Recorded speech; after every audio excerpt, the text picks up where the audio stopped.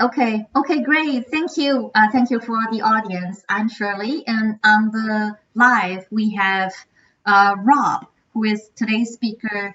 Unfortunately, because some technical issues, so we are unable to do Instagram live. So we are doing this way to record our sharing about teen entrepreneur with the audience. Okay. So Rob, do you want to say something to the audience? Sure. Well, first of all, Shirley, thank you for having me tonight. I'm very excited to talk to the Buzz Kids community.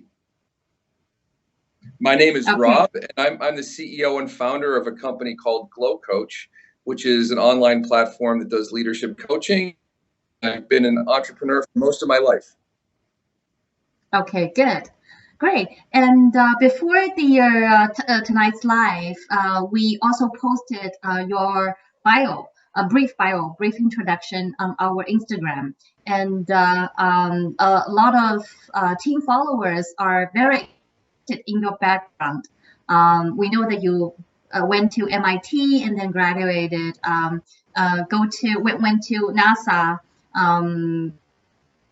So it's more kind of engineering of life, right? And then you started an education professional coaching startup here in China. So from US to China, from entrepreneur to from engineer to entrepreneur. How did you manage that transition? Well, I've always been an entrepreneur. Even when I was getting my education in high school and in college, I had my own businesses. So when I finished with my engineering degree at Georgia Tech, I got a master's in aerospace engineering. I had the opportunity to go work for Boeing, a big aerospace engineering company, but I actually turned it down to start my first company because I just feel much more excited and passionate about building a company from scratch than going to work for a large organization. So for me, it was kind of natural. Although my engineering education has played a big role in helping me build the companies that I build because they're all very technically oriented. Okay, I see. That actually very naturally lead to some of the questions that we collected from the audience. I think one of the questions that we collect is you mentioned that from in your previous life, you have always want to do something entrepreneur relevant, right? And then what is the first thing that you recommend our teen audience to do if they want to someday start up their own companies? Well, I think if somebody wants to start their own company, they have to figure out what it is that they're really passionate about. Because being an entrepreneur is a very hard path. It's much harder than a normal job where your path is kind of laid out for you. An entrepreneur's job is not defined for him. He or she has to figure it out. And really, the essence of being an entrepreneur is creating value out of thin air, creating value where there is none currently. That is the essence of being an entrepreneur. So I think that people who are thinking about being an entrepreneur should figure out what it is that they're really, really passionate about, because they're going to have to work really hard to make it come to life. And failure is always a very high probability. So there's a big risk with it as well. So is it fair if I may summarize that the first thing is they need to figure out what they are passionate for, right? In my opinion, that is the number one most important thing, is to be passionate about bringing something to life. That's true. I would agree with that as well. Being the founder and CEO of BuzzTIPS, just to add on my comments for that question, I think for sure I agree with Rob that you have to find what you are passionate for, right? And however, finding that is not just enough. You have to discover whether there's a real problem or issue in life that does not have a solution yet, right? And then to see whether your passion, your knowledge, your skill, or resources around you can enable you to come up with a solution or idea to solve that issue. Because eventually you want to leverage, you want to materialize your passion to to have it become a solution to solve a real world problem. Mm. And that actually also lead to another question that we notice coming out from our teen audience is, if they are teens, right? So they don't have a lot of money. If they don't have capital, are they still able to start with anything? Rob, what's your view on that? Sure. I mean, when I started my first businesses, I also didn't have much money. So absolutely, you can start a business with very little money, but you will need to raise money quickly if you want to grow your business. So typically, an entrepreneur might start a business, and I guess you have to have enough money in your bank account that you can pay your bills while you're still starting the business. If you're a little bit older, a little bit later in your life, and you have a family, then you must be sure that you have enough money in your bank account to support your family if that's your part of your responsibility while you're also starting the business. But most people will start a business with just a little bit of money in their bank account. And then the next step is to show some progress as quickly as possible. So you don't want to try and build the perfect product. You want to try and build a very cheap and quick product that you can demonstrate works and fits a need in the market. And with that small success, then you can convince other people, maybe your friends and relatives, to give you a little bit of money to go to the next step. So I would say that would be the order of things. Start with your own money, try and get something done as quickly as possible, and then raise some money from your friends and family to go to the next step, and repeat that process eventually until you're raising money from investors if you need it to make the business grow faster and larger. Okay, Rob, a couple of comments. One is, our audience for BuzzKit, most of them are still teens. They are in high school or some of them are in junior high. So they don't even have a bank account. What if in that situation, what would be the advices for you to give them? Well, I would tell them to go open a bank account. I mean, when I was a teenager, I had a bank account. So I would say I think I had a bank account from the time I was But probably only 12 having a years bank old. account is not enough, right? You need money to be in the bank account. Yeah. So So where do then, they get their seed money? well, uh, their seed money in that case probably will come from their parents, most likely. Mm-hmm. Mm-hmm. Okay. Okay. Well, you know what? I think seed money could come from BuzzKit as well. By doing Oh, okay. tutoring, right? By doing tutoring on the platform, you actually use your own, intelligence and then skill to accumulate your seed money and to start up, with an idea. So I think seed money could come from BuzzKit in addition to their families for sure. Yeah, that's an excellent point, Shirley. If they can do some part-time work while they're still in school to earn a little bit of extra money to support their entrepreneurial endeavors, then that's a very good idea. Mm-hmm. Right. And also to the audience, I think Rob mentioned about to start something very quickly once you get the seed money. And then it doesn't have to be perfect. We have a term in entrepreneurial world. We call it MVP. MVP. So a minimum viable product. I think that's what Rob is referring to. A very quick product prototype and try it out like trial and error, and to continuous doing testing and revise if there's anything doesn't go right. Okay. And let's see, what are the other questions that we have? I think from the audience, there's one question regarding what are the steps for a teen entrepreneur that they have to take. I think Rob sort of touched upon on that already. So I'm going to take on this and put them into order. I think so. The steps to go through is identify the problem, right? Identify the real problem and real issue in the world that does not have a solution yet, and come up with a solution or idea by reflecting whether you have the necessary skills or knowledge or passion or resources to solve that problem. And find your partner. One thing that I thought that we missed in the previous discussion is partner is very important. It could be one partner or several partners, but partner is very important. Find partners whose skill sets is supplementary to yours is very important. And next step is find the money. If you don't have any money, it's okay. Come to BuzzKids and do part-time job by tutoring, or being the language pal with kids who are learning your language, right? And to accumulate your seeds money to start your entrepreneurial life. Then the last thing is act quickly. Go through a series of reiteration, trial and error. I think those are the 1, 2, 3, 4, 5 steps that I and Rob will recommend our audience to take. Rob, anything to add on? No, I think you summarized it quite well in terms of those steps. That was a very good summary. Okay, great. I would add something, Shirley, about partners. I agree with you 100%. If you really want to be successful, business is very difficult. Starting a business is very difficult. So having a partner is absolutely right. And I think the most successful businesses have either 2 or 3 partners total, because one person's, it's just too hard to do by yourself.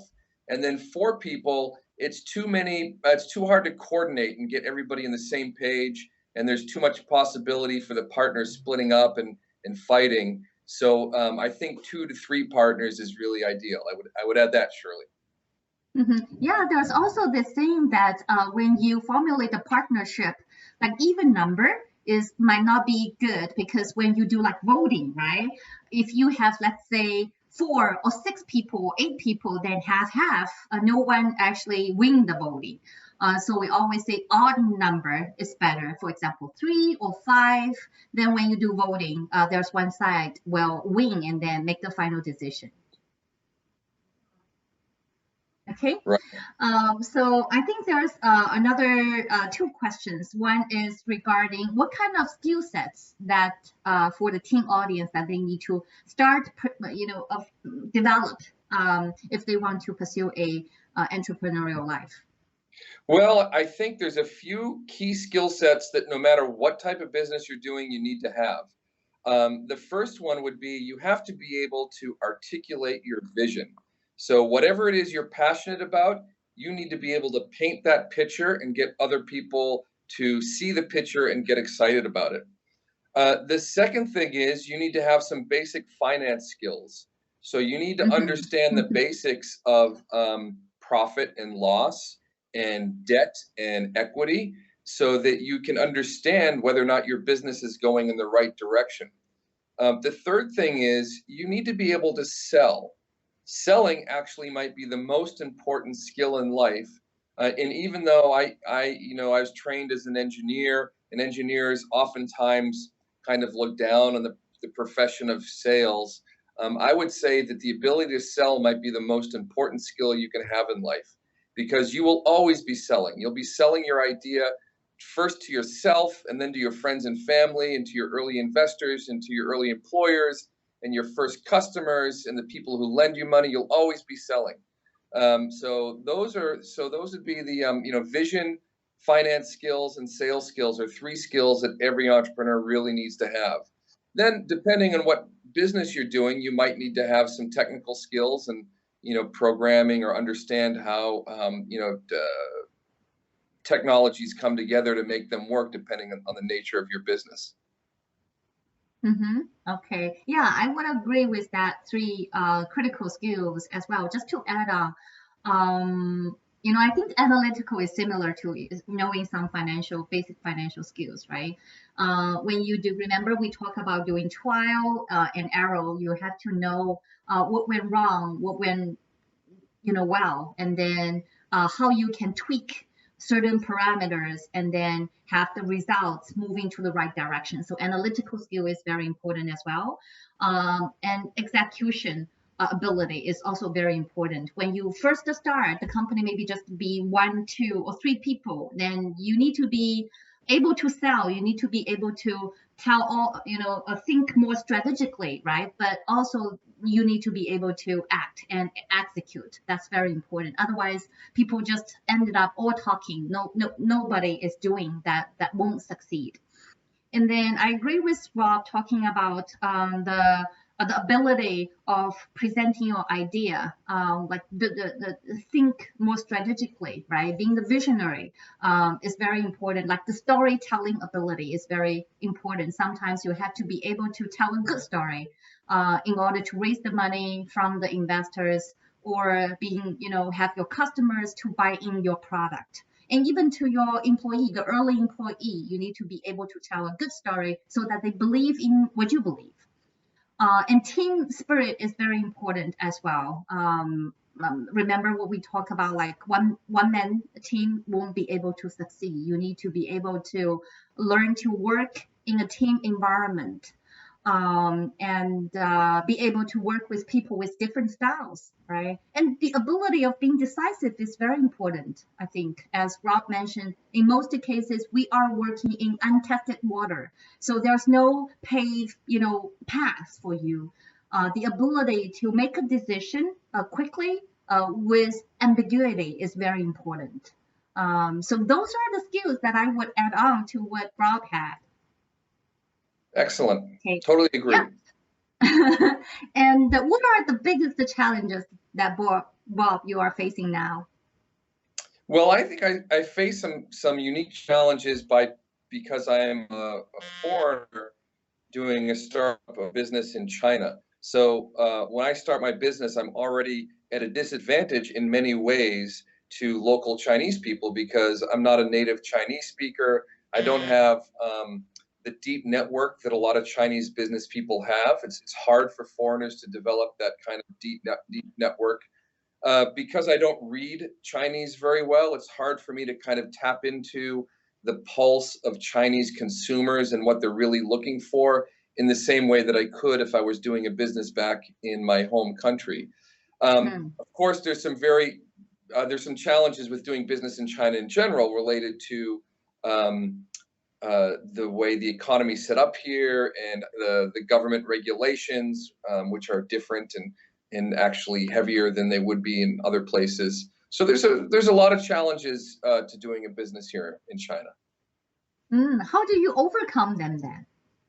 Well, the only way to overcome it goes back to my original point about you got to find what you're passionate about. Because for sure, when you're starting your business, whether it's China or the US or any place else, you're going to stumble.